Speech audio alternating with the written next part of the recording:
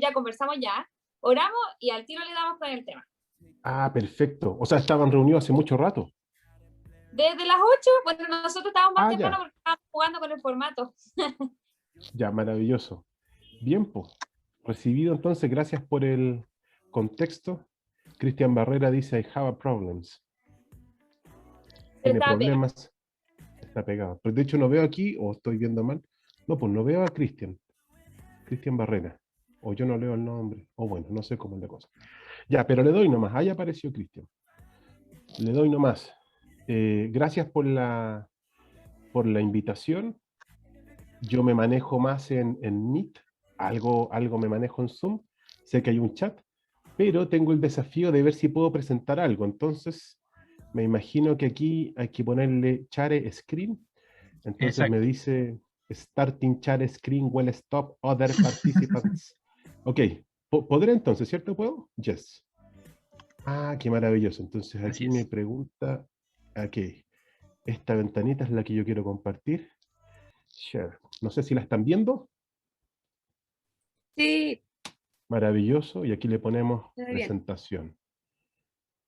Y ustedes debieran verlo bonito, ¿no? No, no lo están viendo. Sí, Ah, gracias, sí, Carita. ahí Sí, sí se estamos. Maravilloso. ve bien. Se ve Ya, súper. maravilloso. Maravilloso. Oye, aquí esto es conversado, ¿por cierto? ¿Eso entiendo yo? Claro, Así O, es. tú ya, nos puedes hacer preguntas, nosotros te podemos hacer preguntas mientras se está dando el tema. La idea es que conversemos, claro, y que veamos, conozcamos las opiniones de todos. maravilloso. Maravilloso. Entonces, yo recibí esta invitación y con mucho gusto y muchas gracias por la consideración eh, para que conversáramos respecto de esta pregunta. ¿Cierto? Que así me la plantearon al menos y yo en base a eso desarrollo, así que ojalá no haya algún error porque todo lo que voy a hablar es respecto de esta pregunta o tratar de dar alguna luz para que podamos generar un consenso en torno a esta pregunta. Eh, y lo que nos va a guiar entonces es si puede equivocarse la Biblia. Y como pregunta, siendo bien honesto, bien abiertos a probablemente todos acá cristianos, ¿cierto? Hijos del Señor, ya quizás anticipamos cuál va a ser la conclusión, pues naturalmente, si, no sé si habrá algún invitado, algún chiquillo que esté por primera vez y que de pronto ahí le haya parecido raro lo que dije. Pero si somos cristianos o hemos oído del Señor, probablemente vamos a tender a pensar una respuesta más que otra. Pero bueno, ahí está. Puede equivocarse la Biblia. Y entonces, antes de responder, bueno, o dejándola en la retina, eh, le pregunto, o abro la palabra a alguno que quisiera comentar por qué leemos la Biblia. ¿Cierto? Estamos en una reunión de un grupo que se llama Adolescentes por Cristo. En ello nos decimos cristianos, ¿cierto? Y si nos decimos cristianos, probablemente en alguna oportunidad de la vida, idealmente todos los días, pero idealmente en algún momento, una vez a la semana, en un devocional, no sé, cuando escuchamos la prédica en algún culto que nos conectamos, leeremos la Biblia. Entonces, no supongan un hábito, si lo hay, gloria al Señor, pero no me refiero estrictamente a un hábito de lectura súper profundo, pero hemos leído la Biblia. Entonces, ¿por qué leemos la Biblia? Ahí dejo abierto si alguno quisiera comentar su opinión, su impresión. ¿Por qué leemos la Biblia?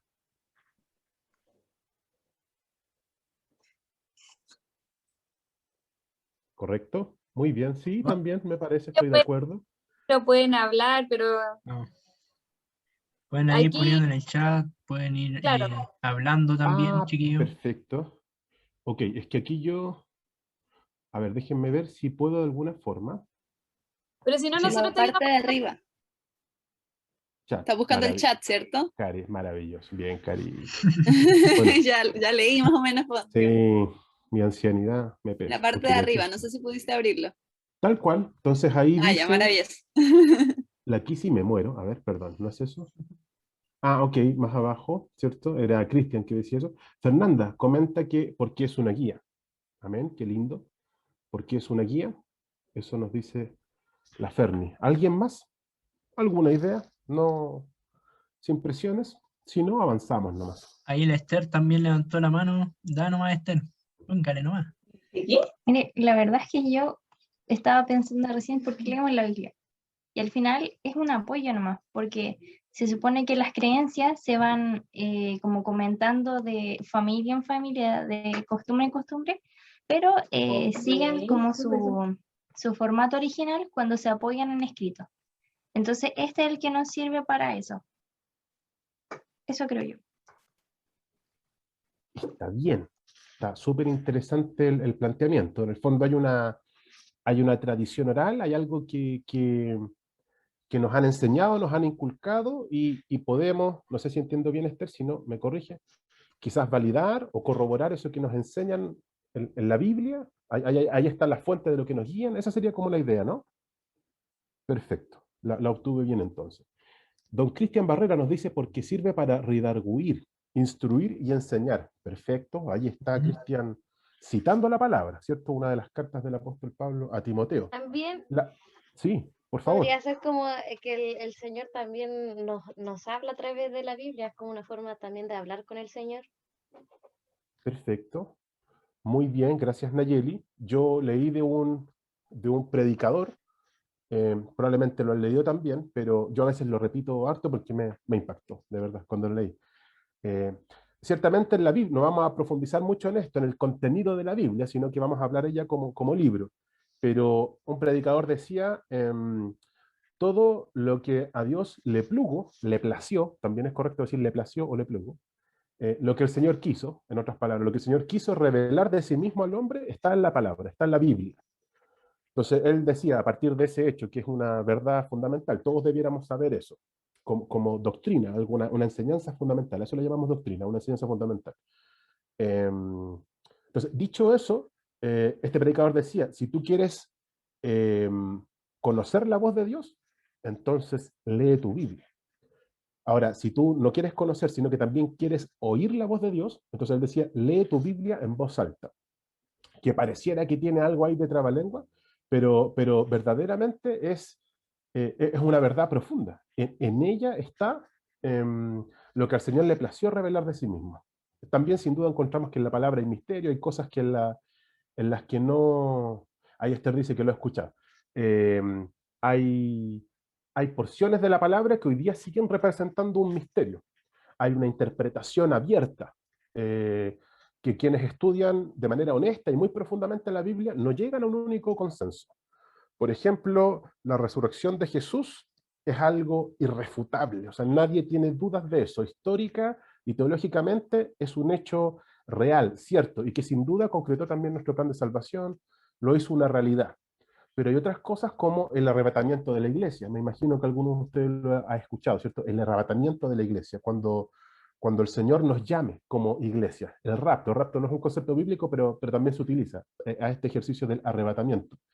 No es claro taxativamente, así de una única interpretación en la palabra, el momento en el tiempo en el que va a ocurrir ese rapto.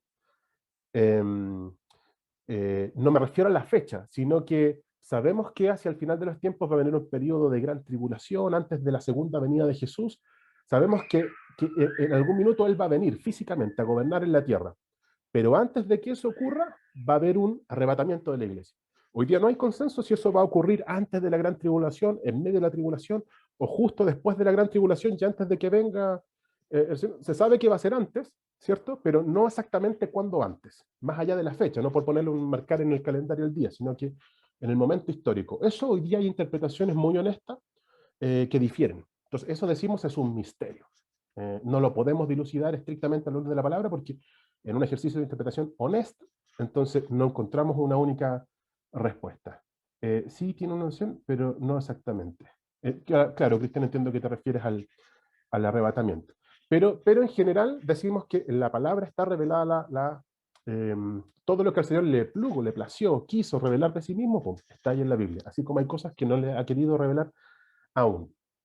Ya bueno, pero leemos la Biblia y tenemos ya entonces algunas ideas, porque es una guía, decíamos, es la palabra de Dios, decíamos, está lo que el Señor quiere que hagamos, de alguna forma también lo decíamos, etc. Avancemos. Yo, mientras tanto, abrí la misma presentación aquí en mi teléfono, pero no me acuerdo el orden en que están las hojas, por eso estaba trajinando mi teléfono, no estaba ahí whatsappeando, pero creo que ya no... Ah, ahí sí, el clic. Decimos que la Biblia es inerrante e infalible, ¿ya? Inerrante e infalible. Quizás aquí ya me estoy anticipando a responder la pregunta inicial de si la Biblia puede equivocarse, pero la hago con su qué, porque voy a desarrollar este concepto. Cuando decimos que la Biblia es inerrante, no sé si alguno de ustedes me puede decir qué es lo que entiende por inerrante. Si no se entiende, también es válido. También es respuesta a decir no, no lo sé. Pero si alguno tuviera alguna noción de lo que es inerrante, ¿Que no se equivoca? que no se equivoca, sí, exactamente, gracias Ferni. Esther dice no lo sé, claro, el in, siempre que le ponemos in, es algo que niega lo que está a continuación, ¿cierto? Invisible, es lo contrario a visible, no se puede ver algo invisible. Entonces, algo inerrante es algo que no puede errar, que no puede equivocarse. Así que súper bien, Fer. Pero además decimos que es infalible. Entonces sabemos que hay otra cosa que no puede faliblar. ¿Será eso? Es infalible, no falible. ¿Qué es lo que significa falible? Fallar. Fallar, perfecto, Cristian. La Biblia, más allá de que no comete errores, también decimos, y esto es más profundo aún, que no puede fallar. Decimos que además de no cometer errores, decimos más profundamente que es imposible que se equivoque. Inerrante es que no se equivoca. Infalible es que decimos que es imposible que se equivoque. ¿Ya? Y esto es una doctrina. Acuérdense lo que yo comentaba, probablemente lo han escuchado muchas veces, no los quiero iluminar con esto. Una doctrina es una enseñanza fundamental. Es algo que debiéramos tener ahí profundamente grabado en nuestro corazón porque es parte de lo que sustenta nuestra fe, nuestras creencias. Entonces, hablamos de la doctrina de la infalibilidad de la palabra de Dios. La Biblia no se equivoca y además es imposible que se equivoque. Algunos de ustedes, entiendo, he hecho mis averiguaciones, son bien mateos. Les va bien en el colegio, en sus estudios tienen buenos resultados académicos. Entonces, probablemente ustedes se han sacado un 7 en alguna prueba. Nota perfecta, un 7. ¿Significa eso que siempre se van a sacar un 7? ¿Que es imposible que se saquen un 5, un 4, un 6,9? No necesariamente, pues. O sea, ustedes en un evento puntual, en una prueba, fueron inerrantes, perfecto. Pero eso no garantiza que jamás van a sacarse menos que un 7. Si se entiende la idea entre los diferentes conceptos, inerrante e infalible, la palabra es imposible que se equivoque. ¿Ya? Vamos a seguir desarrollando esto, pero les anticipo, disclaimer, spoiler, no sé cómo quieran llamarle, esta es una doctrina fundamental. Confiamos en el Señor que al término de esta conversa, todos estemos convencidos de que la palabra es imposible que se equivoque. Seguimos. La palabra nos enseña, esencialmente en el mismo pasaje que citaba Cristian, efectivamente, 0,00000% que se equivoque, no hay ninguna probabilidad que se equivoque, decimos que la Biblia es de inspiración divina. Eso es lo que creemos, ¿cierto? Lo que está hoy día escrito en la palabra, si bien entendemos que fue llevado a letras, a texto, por hombres, entendemos y confiamos profundamente en que esos hombres fueron. Por lo tanto, decimos que el resultado de esa composición, de esa redacción, en la que cada hombre sin duda puso lo de sí mismo, decimos que ese resultado, lo que hoy día tenemos como Biblia, es de inspiración divina. ¿Ya? Esto es muy boomer, pero ok, va contra mi... Va muy en esencia la palabra del Señor. Aquí voy a tener la Biblia todo el rato en la mano. Ya no se ocupa predicar así, apuntando. Cuando yo era menor, o tenía su edad, los pastores predicaban así, cuando movían la palabra, era como más intimidante. La palabra es infalible y además es de inspiración divina. Todo lo que está aquí escrito, sabemos que es un libro, ¿cierto? Todo lo que está escrito ahí ha sido inspirado por el Señor. Entonces, dicho esto y juntando todas las ideas, podemos decir que la Biblia es la única regla infalible, o sea, imposible que se equivoque si seguimos esta regla, es la única regla infalible de fe y de práctica. Y cuando hablamos de fe y práctica, hablamos esencialmente de todo lo que es nuestra vida cristiana. Cuando hablamos de fe, nos referimos a todo aquello en lo que creemos, y cuando hablamos de práctica, nos referimos de todo aquello en lo que hacemos, en lo que obramos. Entonces, cuando hablamos de que en la Biblia encontramos la única regla infalible de fe y práctica, decimos que en ella está todo para guiarnos, ¿cierto? La guía, piensa en el ejercicio de poner una reglita en el papel y tirar una línea, esa línea va a quedar perfecta. En ese sentido, esta figura de regla es la única regla que debiéramos considerar puesto que es imposible que se equivoque, para guiar nuestra fe y nuestra práctica. Pero aquí quizás empieza un poquito el debate y por qué quizás hoy en día es un tema hablar respecto de la inerrancia, de la infalibilidad de la Biblia. Perdón, voy a leer la frase anterior me va a ayudar de pivot para esto. Es la única regla infalible de fe y de práctica. Pero solo de fe y de práctica. O sea, en lo que en la Biblia leemos, ¿cierto? Pero que no se refiere a elementos propios de nuestra fe o elementos propios de lo que debieran ser nuestras obras, sino que los aspectos históricos que están ahí en la palabra, o todo aquello que de alguna manera se pronuncia respecto de algún hecho científico. En eso, ¿tiene una influencia la palabra? ¿O es solo una regla infalible en lo que implica fe y práctica? ¿Qué creen ustedes? Probablemente, vuelvo atrás, en esto estamos quizás de alguna forma en consenso, no porque yo lo quiera imponer, sino que porque también es parte de lo que hemos conversado. Pero salgamos un poquito del ámbito de la fe y de la práctica. Lo que encontramos en la palabra, y que no sea un elemento de fe o de práctica, ¿también será infalible? ¿Alguno de ustedes quiere comentar algo? ¿Conocerá de antemano algo en lo que ustedes hayan oído o leído en alguna parte que no es cierto, que esto que está en la Biblia no es cierto? No sé si alguno quisiera comentar algo. Leo el chat, doy unos segunditos por si alguien quiere comentar algo. Me parece que no. Perfecto. Están en su casa, soy yo el invitado, así que fluyan. Ahí está la Yo Fernanda. creo que también incluye la historia y a la ciencia. También la Por incluye. ejemplo, el otro día leí había un video que explicaba que había alguien que excavó donde, donde enterraron a Jesús la tumba y había sangre en el suelo. Y después de tantos años la llevó a un laboratorio. Después de tantos años esa sangre seguía viva. Y tenía 24 cromosomas, que era 23 de la madre y uno del padre, que era el que lo hacía ser hombre. Y las personas normales tenemos 46 cromosomas. Y de ese momento todos los que trabajaban en el laboratorio, que era un laboratorio de personas judías, se transformaron a Cristo. Lindo el contenido, Cristian. Yo también lo había escuchado. La verdad es que no lo he estudiado profundamente, pero sí conocía lo que tú señalas. Y justamente, claro, hay un enfoque ahí que nos permite quizá cruzar un hecho bíblico, ¿cierto? Jesús murió, fue crucificado y fue llevado a una sepultura, ¿cierto? Fue dejado ahí en una tumba y sabemos que resucitó, ¿cierto? Pero hubo ciertamente un momento en el que el cuerpo físico inerte del Señor reposó en un lugar. Entonces, ese hecho, que lo conocemos a la luz de la palabra, ha sido materia también de investigación de historia en el sentido de lo que comenta Cristian, y con esa conclusión que ahí Cristian nos comparte que leyó. Muchas gracias, Cristian.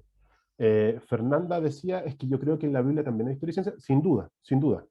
El punto, quizás yo no me expliqué bien, leo el tiro a Esther, es que sin duda en la palabra no encontramos solo elementos de fe y de práctica. Encontramos no tan solo historia y ciencia, encontramos, por ejemplo, descripciones exhaustivas de la personalidad de un hombre. Por ejemplo, a la luz de la palabra podemos describir casi perfectamente a una persona como Jeremías, profundamente sensible. Solo analizando sus aspectos psicológicos, más allá de su ministerio profético, podemos también entender a la luz de la palabra que ella nos da a entender en Jeremías, en esa persona, una sensibilidad especial. Podemos identificar un poquito su carácter, la naturaleza de sus emociones, de su personalidad. Y nos permite configurar un estereotipo de persona muy distinto, por ejemplo, al de Saúl.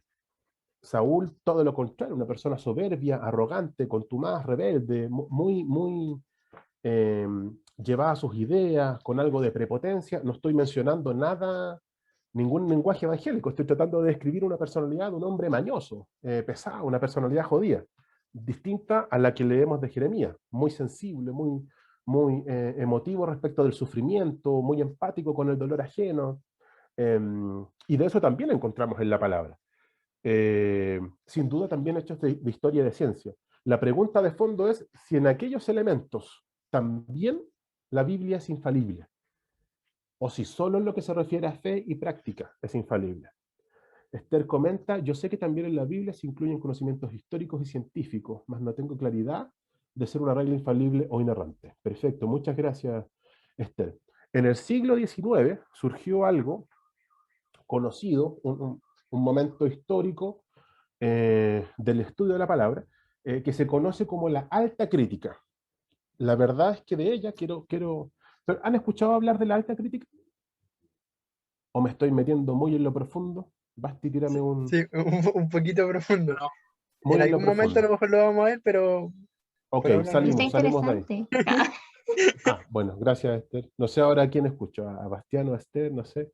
Vimos, Ya. es que estamos viendo un bloque con respecto a lo que tiene que ver, por ejemplo, mucha Biblia, personaje, y por ahí se tocó, pero lo vimos Perfecto. general. Entonces, ahí podría dar quizá Ok. una reseña, algo así.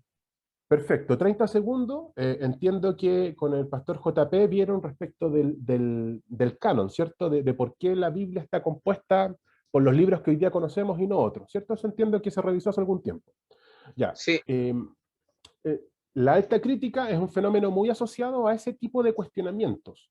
Es una investigación exhaustiva, rigurosa, con una metodología bien académica, que busca identificar la autenticidad de esto como libro. No se mete a analizar los elementos doctrinales, las enseñanzas profundas, sino que en tanto libro histórico, sin duda es una obra que ha estado por miles de años vigente, pero la examinan criticándola. Por eso la crítica no denota siempre una cuestión negativa, sino que el hecho de someterla excesivamente a prueba, eso es una crítica. Eso es la alta crítica. Entonces en el siglo XIX surgió esto muy fuertemente, desde la filosofía, ¿cierto? Desde ese nivel de historia, tratando de cuestionar, ¿cierto? La consistencia de este libro, pero en tanto libro, no metiéndose en los evangelios, no metiéndose en elementos más doctrinales, como le digo, de enseñanza, sino que de consistencia completa, más integral. Y muchos de ellos, por ejemplo, concluyeron que todo lo que está acá, sin duda, ¿cierto? No solo es de fe y de práctica, sino que también de historia, de ciencia, de emociones, de personalidad, pero muchos de ellos concluyeron, no, esto es inefable solo en lo que refiere a fe y práctica. En lo que se refiere a historia, en lo que se refiere a ciencia, no es infalible, se equivoca. Ya por eso les mencionaba la alta crítica. Hay un grupo de personas que sostuvo o ha sostenido de un tiempo a esta parte que la Biblia solo es inefable, solo es perfecta, imposible que se equivoque en lo que refiere a la fe y la práctica. Pero si se sale de ahí, hay algunos que dicen, no, papito, aquí tienes que creerme más a mí, no tomes la palabra, ¿ya? Veamos qué es lo que citó un gran personaje de la historia, Juan capítulo 17, un personaje que hoy conocemos como Jesús, ¿cierto? Habló respecto de la palabra, diciendo, tu palabra es verdad. De hecho, en una oración, Juan capítulo 17, Jesús, hablando con su Padre, dice, encamínalos en tu verdad. Tu palabra es verdad. Hay un salmo, Antiguo Testamento, no recuerdo el número del salmo, no es relevante tampoco, pero también está en el Antiguo Testamento que la suma, el conjunto de tus palabras también, dice lo mismo, la suma, el conjunto de tus palabras es verdad. Entonces Jesús dice respecto de la palabra de Dios, y cuando decimos eso nos referimos a la Biblia, ¿cierto? Aquello que ha sido inspirado por Dios, dice eso es verdad. No dice, coma, solo en lo que se refiere a fe y práctica. No, dice tu palabra, todo. Y en griego todo es todo. Todo es verdad. Eso es lo que dice Jesús. Y si somos cristianos, entonces debiéramos darle un cierto peso a lo que dice Jesús, correcto. Pero no sé si alguien ve la inconsistencia. ¿Ok? Jesús dice, tu palabra es verdad, pero ¿dónde encontramos eso? En la Biblia. Entonces, ¿cómo puede ser posible que yo me tome de un pasaje de la Biblia para decir que, en la Biblia entonces es verdad? ¿Me siguen la idea? Es una pregunta más o menos circular y por Sí. eso ha sido un tema estudiado por muchos. Hoy día queremos, con la ayuda del Señor, dilucidar y tomar una posición al respecto, pero no es que haya gente que se le ocurrió y tenía mucho tiempo de sobra y por eso trató de dar la hora en esto. Hay gente que profundamente ha puesto a prueba la consistencia de la palabra. De un poquito ese estudio, verdad, como el Corán, como el texto de Mormón, y nosotros sabemos que en verdad son falsedades, son distorsiones de elementos históricos, de fe, entonces no tienen la veracidad, la infalibilidad que sí tiene la palabra del Señor. ¿Ya? Y a eso iba esta diapo. Otros libros entonces sagrados también dicen de sí mismo ser verdad. ¿Cómo dilucidamos esto? En el Jesús histórico. No es otra persona distinta de Jesús, sino que lo puse entre cursivas, ¿cierto? Lo puse en cursiva, porque es la forma en la que la ciencia y la historia universales se refieren a la persona de Jesús. Hoy día no hay ninguna fuente histórica ni seria que niegue la existencia de Jesús. Incluso, si uno se quiere ir en la profunda, como decía Cristian, no hay ninguna fuente científica, histórica, seria, que niegue la resurrección de Jesús. La vida, muerte y resurrección de Jesús está muy, ahí nótese, ¿cierto? Ahí el adverbio intencionando profundamente, está muy documentada. Para hablar del Jesús histórico, no solo nos referimos a la Biblia. Sin duda, respecto de sus enseñanzas, aquí está la guía, aquí está la luz, pero en tanto su persona, en tanto a que verdaderamente existió y vivió entre tanto y tanto, y por dónde vivió, y la muerte que se le dio, aún el fenómeno de resurrección 3 días después de la muerte, todo eso está extremadamente, brutalmente documentado en otro tipo de fuentes históricas, no tan solo en la Biblia. ¿Ya? ¿Por qué pongo esta slide? Para vincular con la afirmación que acabamos de hacer. Dado que esta persona, perdón, ¿alguien abrió su micrófono? ¿No? Perfecto. Dado que esta persona histórica que existió, que pisó la tierra, que vino, que cumplió un propósito, dado que esa persona está extremadamente documentada en otras fuentes que no son tan solo la Biblia, entonces no nos cabe duda de que es una persona, digámoslo, real, de que lo que se dice en la palabra respecto de él también es corroborable en otras fuentes históricas que no son estrictamente la palabra de Dios. Porque fue tal la trascendencia, de hecho marcó un antes y un después. Hoy día estamos en el año 2021 después de Cristo. O sea, hay demasiada evidencia, no quiero seguir redundando en esto, fuera de la palabra respecto de la vida, obra, muerte y resurrección de Jesús. A esa persona, porque todos la conocen, no necesariamente los cristianos, no necesariamente los que tienen fe, no tan solo los que lo han invocado como Señor. Está documentada su historia, su trayectoria, su muerte, su resurrección.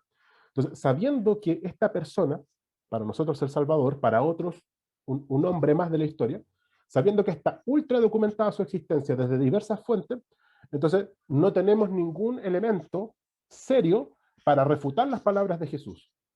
No lo hay. En particular, si Jesús dijo, tu palabra es verdad, entonces, ¡pum!, es verdad. No hay más vuelta que darle. Porque lo dice la palabra, sí, amén, está en la palabra, pero además lo dice un hombre cuya historia completa de vida está documentada mucho más allá de lo que incluso está en la palabra. Entonces, dado que el Jesús histórico está muy documentado, tenemos un elemento de fuerza potente para entonces atribuirle veracidad a sus palabras, no tan solo por fe, sino que súper razonablemente, súper intelectualmente. Una persona así de histórica, así de verdadera, de documentada, entonces habló con verdad. Volvamos a la afirmación. Lo que no pasa en otras religiones también. Tal cual, excelente punto, Cristian. Esto que estamos hablando del Jesús histórico es algo de lo que no se habla de Mormón, de lo que no se habla de John Smith, que son profetas, guías de otras religiones, ciertamente muy distinto, muy distante de lo que se habla de Mahoma, el gran profeta de los musulmanes. El Jesús histórico es un personaje, históricamente, más allá de la Biblia, insisto, sino que en la ciencia, en la historia seria, profunda, muy documentado, y eso no lo puede decir nadie más. No hay otra persona tan respaldada históricamente en estos tiempos como Jesús. Entonces tenemos ahí un elemento para afirmar sus palabras, ¿cierto? Lo que él dice es verdad. Y si lo que él dice es verdad, entonces en particular, cuando él dice tu palabra es verdad, entonces podemos volver ahora hacia atrás y afirmar con certeza de que la Biblia es la única regla infalible, o sea que es imposible que se equivoque, para guiar nuestra fe y nuestra práctica, y no, bueno, ahí el efecto, maravilloso, ¿qué tal? Noten el cambio ahí, esa es la verdad, ¿cierto? Y esta no es la verdad. ¿Notan eso, no? Está maravilloso, me demoré harto, pues díganme. Ahí, la Biblia es la única regla infalible de fe y práctica, y ojo acá, tranquilos, tranquilos, contengan sus emociones, y no, esta frase que está acá no es válida. No es la única regla infalible solo cuando habla de fe y práctica. No, esto no es así. Lo que es cierto es eso. La Biblia es la única regla infalible de fe y práctica. Todo lo que determina nuestra existencia puede ser conducido limpiamente, perfectamente, sin equivocarse, por la palabra. ¿Amén? Y esta otra frase, la que pretende reducir a la Biblia solo como una regla infalible en este subconjunto de áreas, de la fe y la práctica, no, esto es falso. Todo lo que está en la palabra, histórico, científico, emocional, sin duda lo de fe y práctica, es una regla infalible. Si está en la palabra es verdad. Y punto. ¿Hay alguien que a esta altura sigue teniendo alguna duda respecto de la infalibilidad de la Biblia?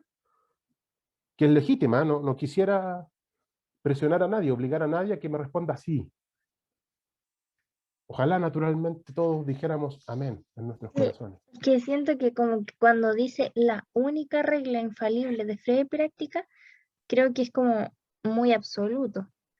Yo creo que, por ejemplo, pero si hablamos como de creencias y de fe y práctica. Ya. Pero, por ejemplo, claro, depende entonces mucho de la documentación histórica que tengan o de como por ejemplo, los estudios que se le hayan hecho a estos libros de las creencias para que se pueda asumir que es la única regla infalible de fe y práctica. Bien, súper buen punto, Esther, porque cuando decimos que es la única regla infalible, verdaderamente le estamos cerrando la puerta a considerar cualquier otro documento histórico que no sea la Biblia como una regla infalible. Es súper buena tu precisión porque nos permite reforzar la idea. Cuando decimos que es la única regla infalible, efectivamente estamos diciendo que no hay otra. No hay otra que gobierne nuestra fe y nuestra práctica. O sea, si queremos tomar una decisión en nuestras vidas y tenemos la duda de si sería una decisión que honre a Dios o no, que le obedezca a Dios o no, lo que nos está diciendo esta verdad o esta frase es que a la única fuente a la que tenemos que ir es a la palabra del Señor. ¿Ya? Cuando queremos honrar al Señor, conducir nuestras vidas según lo que Él espera de nosotros, la única guía para eso es la palabra del Señor. Esto es una consecuencia natural de esta frase.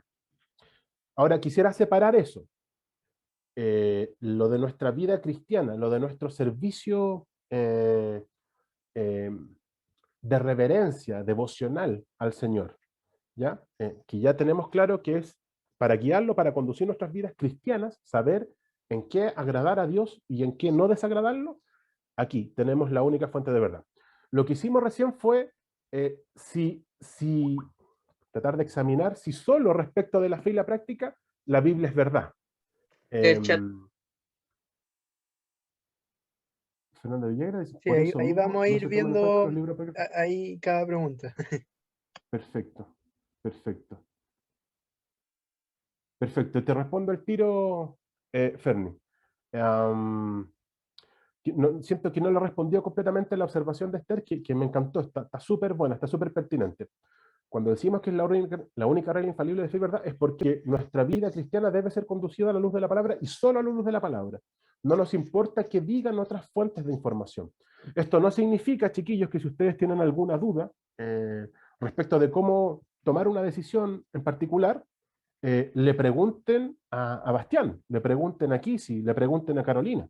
Ellos como hombres llenos del Señor van a darles una respuesta a la luz de la palabra. No significa que cada uno aquí se rasque con sus propias uñas a ver, ¿y yo estudiaré esta carrera o no? ¿O le mandaré este correíto a este amigo o no?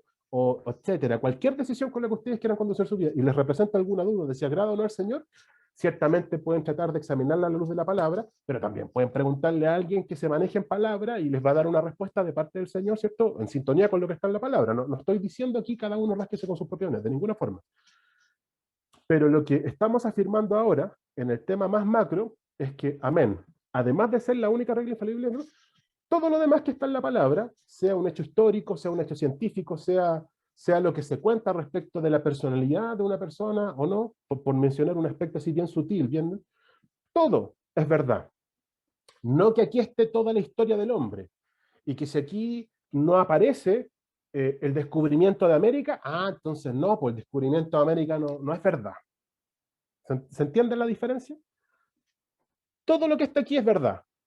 No significa que en los elementos históricos, en los elementos científicos, en todo lo que no sea fe y práctica, en todo eso que no está aquí, eso no significa que no sea verdad.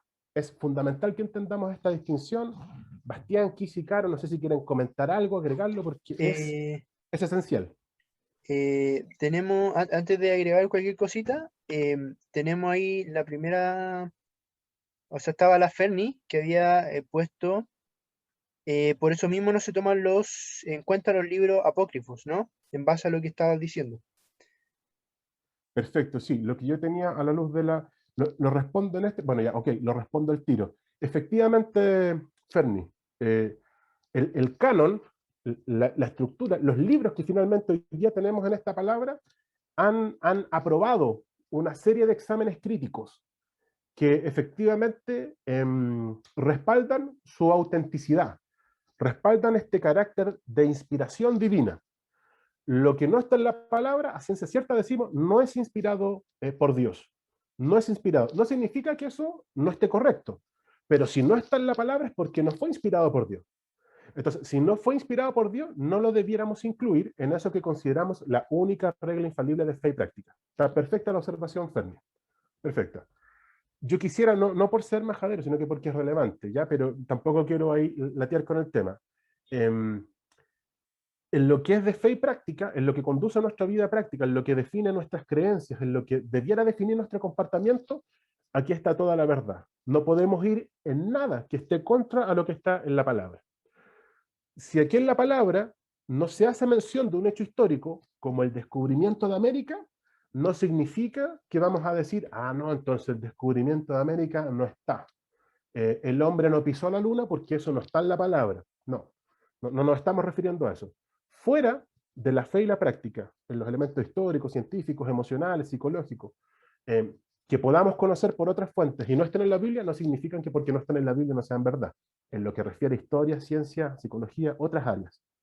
Solo es la única regla infalible de fe y de práctica.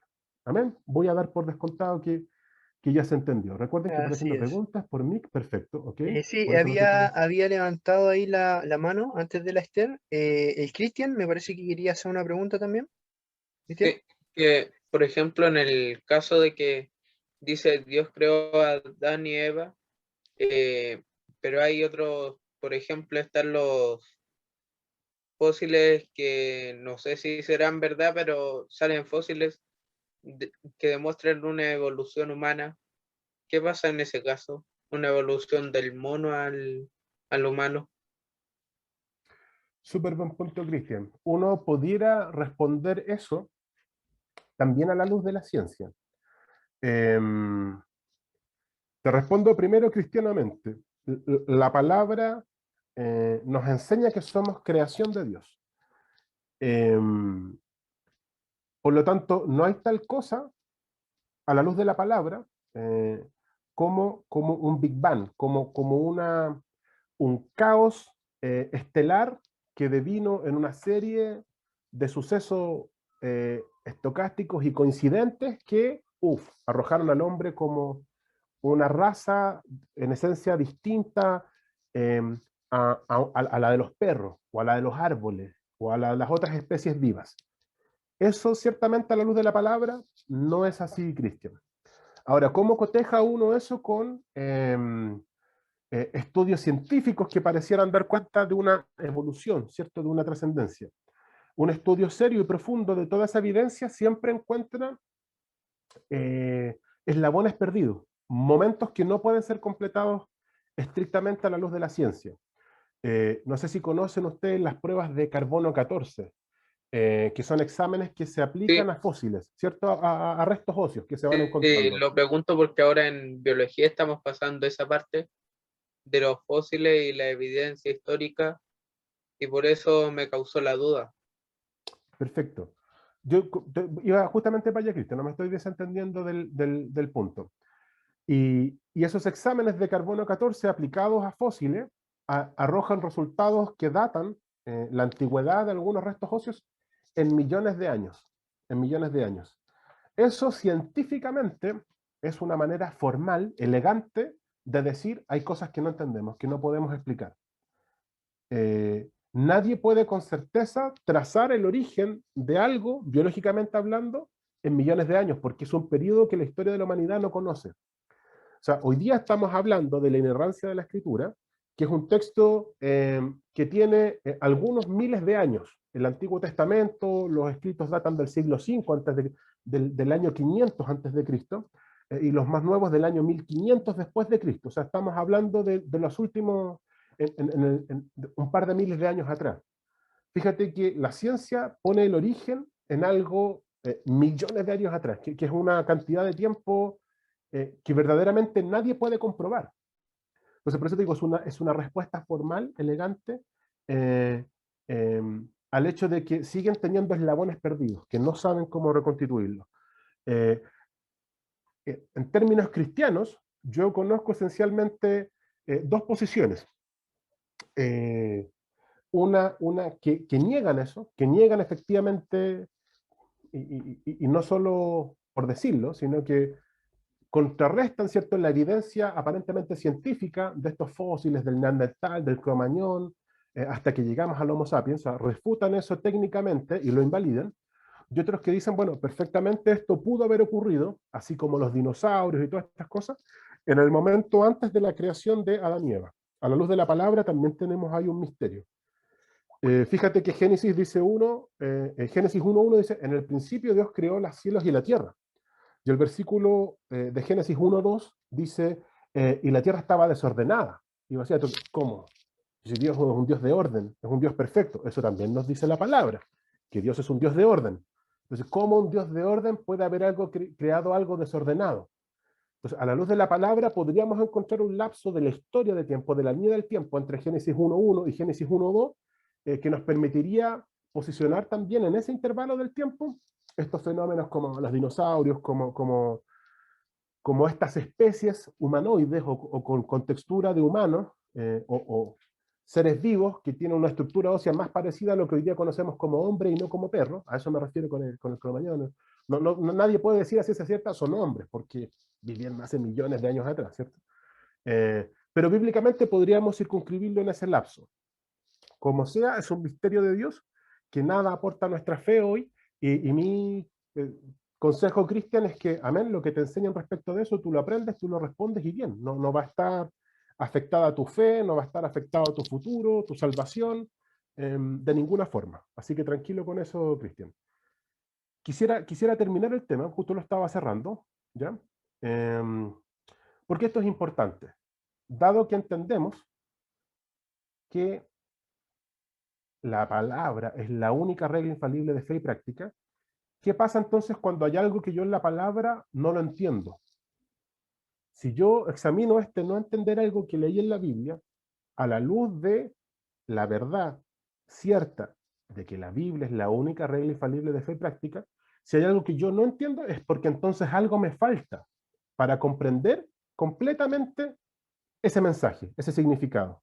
¿Se entiende esta ecuación? Si hay algo que no entiendo, entonces eso es sinónimo de que hay algo que me falta para poder entenderlo. De ninguna forma significa que si yo no lo entiendo, es que entonces está equivocado. Es que entonces la Biblia se equivocó. Es que entonces no es infalible, se puede equivocar, puede fallar. No.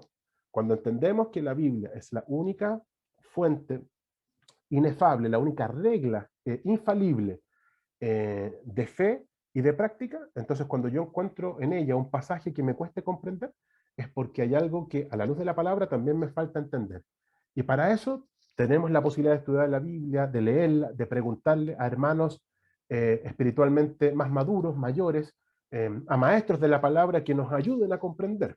¿Ya? No significa que si no lo entiendo, cooperé, me la banco solo, ¿no? La invitación es que si hay algo que no lo entiendo, te animes a encontrar la respuesta porque hay algo que falta. Hay un pedacito del rompecabezas que falta para tener la panorámica completa. Porque ciertamente en la palabra es posible encontrar discrepancias. ¿Cuál es el punto esencial? Que cuando encontramos una discrepancia, también podemos corroborar que estas discrepancias no dañan la integridad del mensaje, no dañan significativamente ni de manera trascendente el mensaje, ni tampoco dañan su influencia moral. Estas discrepancias no dañan la integridad, ni tampoco dañan la eficacia.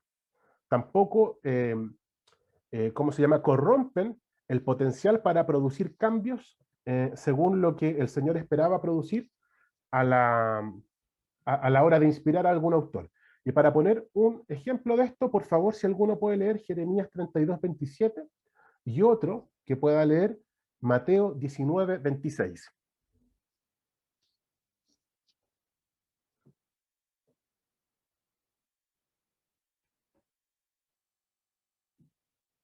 Con esto termino, chiquillos, moderadores, por si acaso. Yo aquí me quedo.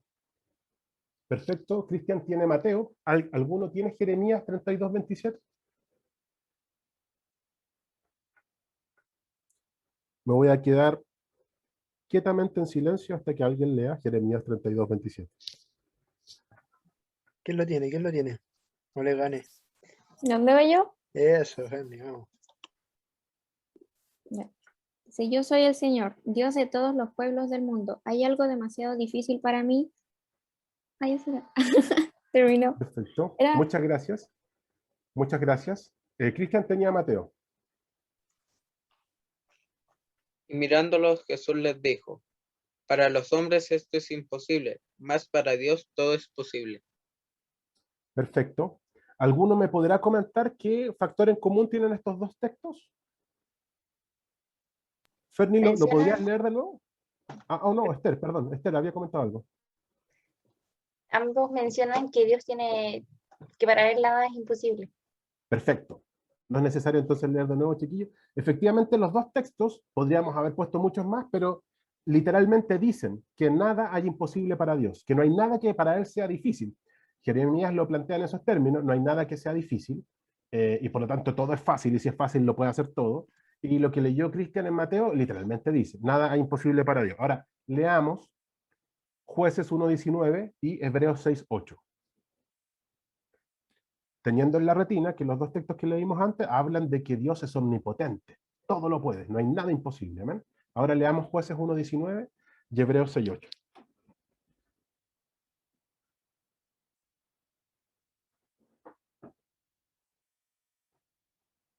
Aquí estoy quieto y reposadamente esperando que alguien lea Jueces 1:19 y otro Hebreos 6:8.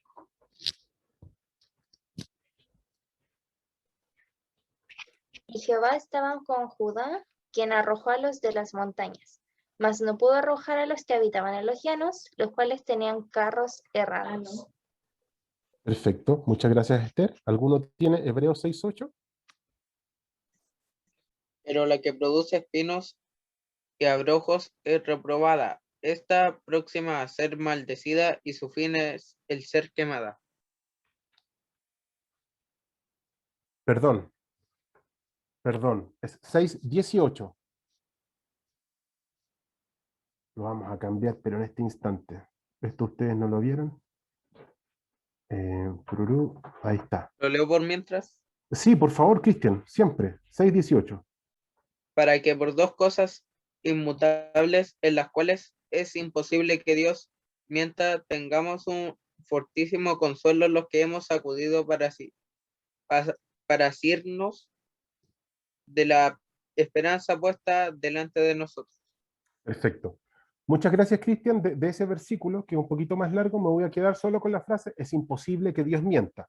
Y de lo que leyó Esther, aparentemente habría evidencia de que Dios no pudo arrojar a los que habitaban en los llanos, los cuales tenían carros errados. ¿Qué sucede? Acabamos de leer un poquito antes 2 versículos que nos dicen que Dios es omnipotente, o sea, todo lo puede. Y un minuto después leímos 2 versículos que parecieran decir que habían cosas que Dios no pudo hacer. ¿Qué pasa acá? ¿Qué pasa? ¿Qué sucede? Como en una parte entendemos que nada es imposible y en otra pareciera que encontramos cosas que no son posibles, porque efectivamente Dios no pudo hacer, como arrojar a los que habitaban en los llanos en el libro de Jueces, o como mentir. ¿Qué pasó ahí? A esto le llamamos una discrepancia. Pero, permítanme volver atrás un poquito, ya sabemos que las discrepancias no dañan la integridad de la palabra, ni dañan su eficacia, no dañan su influencia moral, no dañan el mensaje que se quiere comunicar. También habíamos hecho una ecuación, ¿cierto? De que si hay algo que yo no entiendo es que porque probablemente algo me falta. Y efectivamente todo eso que he dicho es un poquito lo que explica acá esta aparente discrepancia. La omnipotencia de Dios como atributo es algo que se mueve solo en lo factible.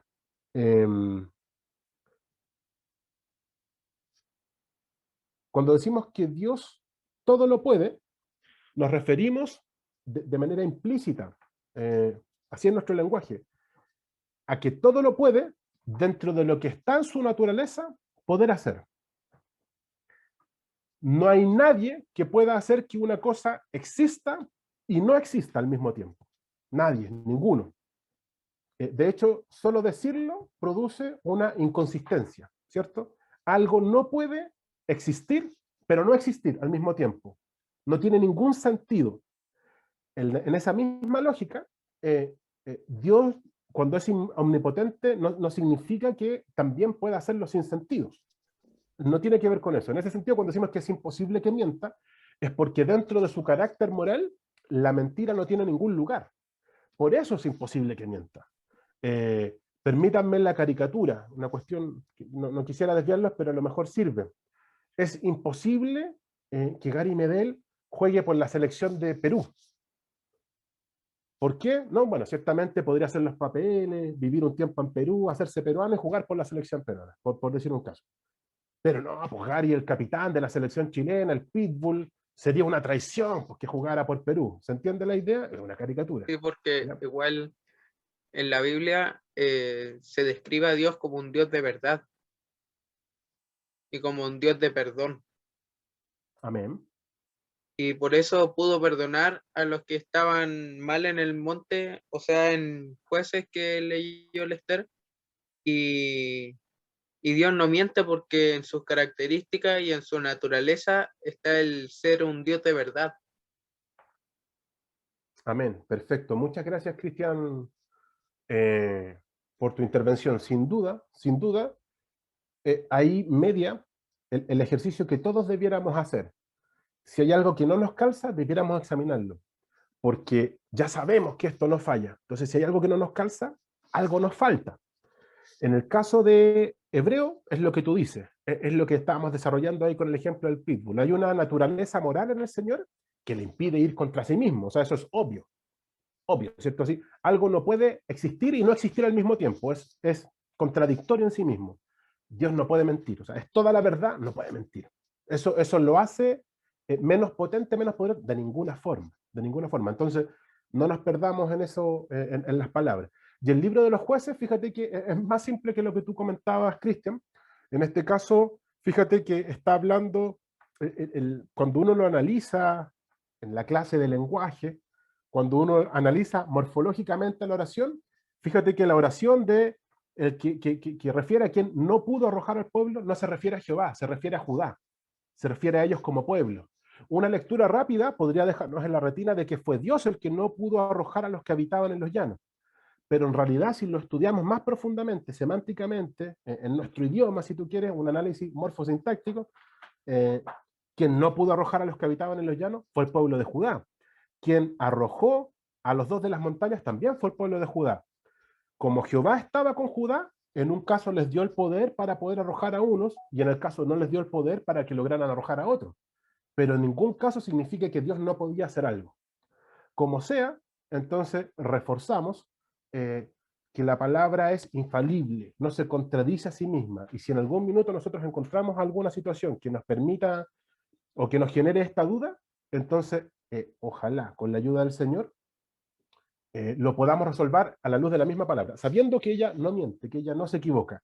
Ejemplos, podría citar miles, jamás fue mi intención hacer esta conversa en torno a las discrepancias. Probablemente era coqueta la idea, era atractivo pensar, oye, vamos a ver todas las yayitas que tiene la Biblia. Nunca el Señor me condujo por ese camino, sino que más bien al establecimiento de que todos pudiéramos tener firmemente grabado en nuestros corazones que la Biblia es infalible, que es la única regla infalible de fe y de práctica. Todo lo que creemos y todo lo que debemos hacer está orientado, está correcta e infaliblemente guiado por la palabra. ¿Qué debiéramos hacer entonces? Leer nuestra Biblia y orar idealmente cada día, por eso subrayo, cada día. Y si en esto encontramos alguna discrepancia, como otras muchas que hay dos textos, adrede no se los voy a mencionar, pero sí les voy a dar un datito. Uno tiene 600 páginas y otro tiene 990 páginas de sana doctrina, o sea, son libros de autores temerosos del Señor que abordan muchas discrepancias. O sea, en total estamos hablando de más de 1500 páginas de estudios respecto de algunas discrepancias que están en la Biblia, como las que yo acabo de mencionar, las que acabamos de leer. Y todas finalmente se resuelven a la luz de la misma palabra. No hay tal cosa como una cuestión que en una parte de la Biblia nos diga A y en la otra se niegue, diciendo no es A, es B. Eso no existe. Si llegamos a encontrarnos con algo así, entonces resolvámoslo en oración, y también ahí, bueno, ¿cómo se llama? Lo que está aquí más abajito. Y pregunta si no sabes o no entiendes o lo que sea, pide ayuda. Pues no te quedes solo en la... Bien, sí, lee tu Biblia, y ora cada día, de ahí viene. Yo también participé de la escuela bíblica, de ahí viene, lee tu Biblia y ora cada día. Qué bueno que les quedó el jingle ahí en el subconsciente. Pero no tan solo eso, pues agréguenle un corito una estrofa a la canción y pregunta si no sabes o no entiendes o no no se queden solitos en esto. Amén. Entonces, finalmente, ¿puede equivocarse la Biblia?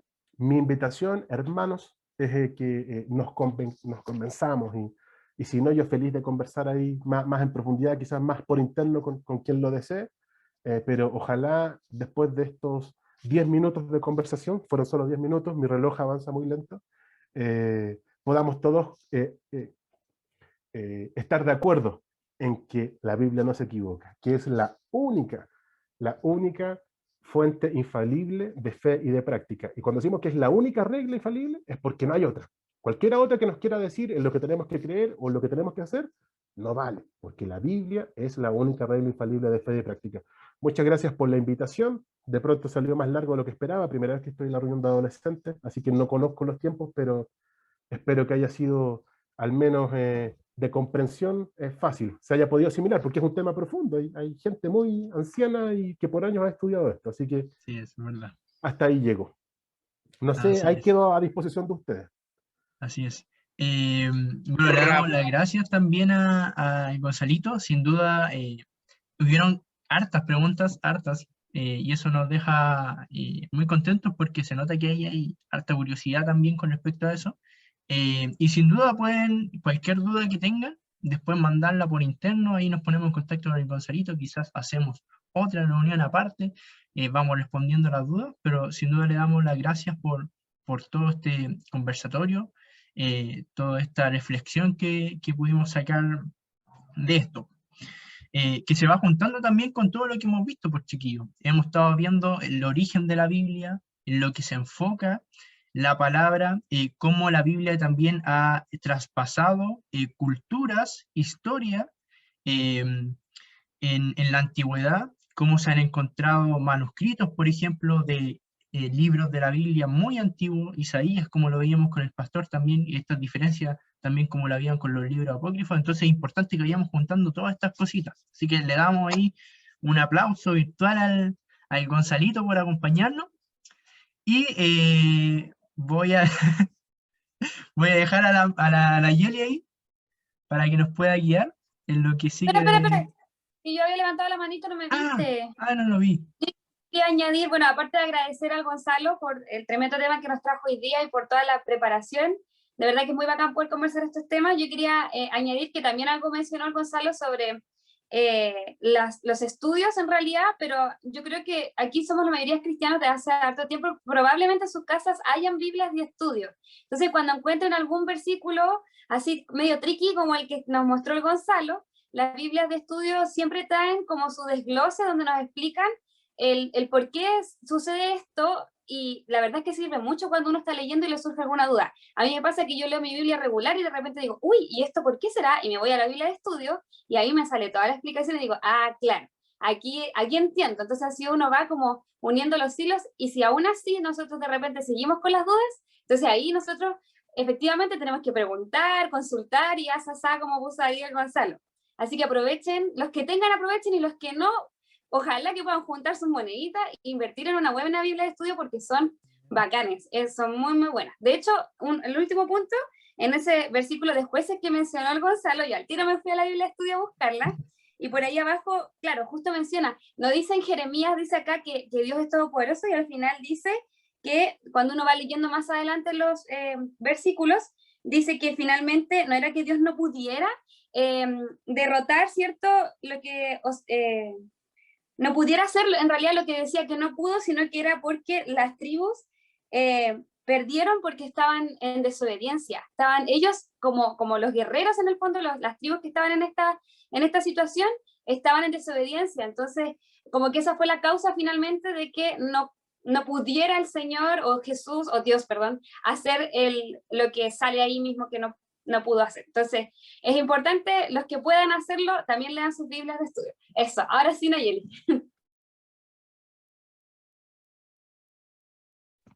Ya, ahora prendan todas las cámaras para la foto. No se salga nadie. Que nadie se salga. Ahí está el Felipe también, el Pipe, el Martín. Martín, no sé si puede activar la cámara o tiene que ir ahí donde la Ferni. La Ferni parece que corriendo ahí el Martín. La Cata también. La Cata Núñez. Y la Melanie, qué lindo ver a la Melanie. Araceli también ahí. La Cat. Nos faltaría la pura Cata. Cata, avísanos si es que tiene algún problema con la cámara. Y el Pipe que Pipe. estaba... ¿Qué iba a decir el Felipe? Sí, tenía ¿No como un Felipe? de diente, así que no sé si puede prender la cámara, pero que nos avise cualquier cosa. Sí, vayan avisándonos. Yo tengo listo. Solo no escriban en el chat, porque si no tengo que salirme. Vamos. Ya, vamos a ahí llegó cuenta... el Martín. ¿Y la Cata no dijo nada? No. Hay puras mascotas porque la Melanie igual andaba con un perrito. No puede prender, puchi. Ya vamos a tener que prender. Ya, vamos a editarla. Ya. ¿Listos? Todos con sus mascotas. falta la Melanie. ¿Dónde se fue? Miren, todos con sus mascotas. Ya, a la 1, a las 2 y a las 3. Voy a sacar otra por si acaso. Todos muy hermosos. Lista. Super. Ahora que le paso el micrófono a la Cami, que dé los avisos. Gracias. Los avisos son los de siempre, yo creo que casi todos los conocen. Recordar que siempre tenemos las juntas todos los viernes, no de vez en cuando, todos, a las 8. Tenemos también culto los días jueves a las 8 y los domingos a las 10:30. También los domingos tenemos las clases de escuela dominical y últimamente no se conectan todos, así que para que sepan, siempre son a las 7:30, para que no falten. Creo que también faltan algunos que llenen el formulario con los datos personales, así que si ustedes faltan, tienen que llenarlo. Si no lo tienen, podemos volver a mandarlo, así que pídanlo si es que faltan. Y otra cosa es que los martes, si no me equivoco, creo que sí, los martes hay clases de vida abundante. Así que para los que quieran asistir, creo que sí tienen que escribir, así que para los que quieran, ahí está, son los martes. Eso. Ahora, cuando a mí me pidieron coordinar, me acordé a lo que dijo la Cami, lo primero que se me vino a la mente, tengo el poder de decir que no la. Y a ver, la Cata Núñez, ¿tienes micrófono para que ores? ¿O no? Cata, vamos, Cata.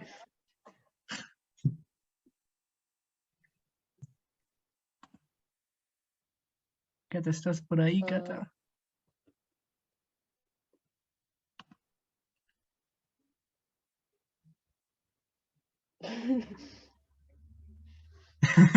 Oh. Todavía está ahí. Vamos, Sí. Cata, ¿estás ahí? Respóndenos.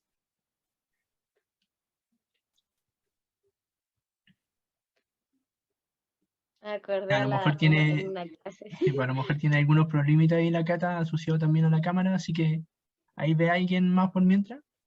A Los ver. ¿viste? Los audífonos no sirven. ¿Y la Araceli puede? La Araceli, buena Araceli. La Araceli sí sabemos que está ahí. Sí, aquí estoy. ¿Puedes orar para terminar, por favor? Ya.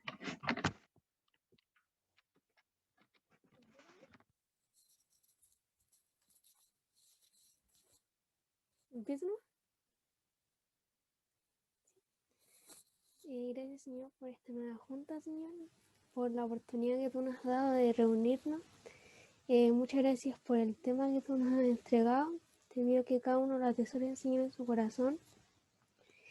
Que tú nos bendigas, Señor, en esta semana, Señor, que pasó, la que queda, Señor, y todos los días de nuestras vidas, Señor.